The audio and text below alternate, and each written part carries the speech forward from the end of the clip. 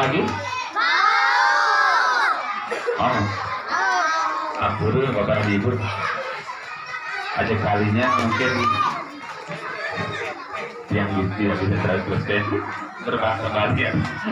Jadi saya pakai bahasa Indonesia macam ini. Pihak KPK terima kasih juga kepada Bapak dan Ibu dari penyuluh yang sudah mengisi kegiatan untuk hari ini di SD Negeri 3 Sidoarjo.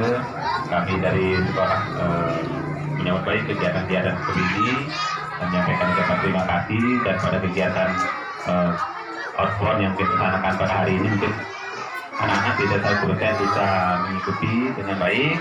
Jadi mohon dimaklumi, beginilah situasi dan keadaan anak-anak kita di SD Negeri 3 Sidoarjo.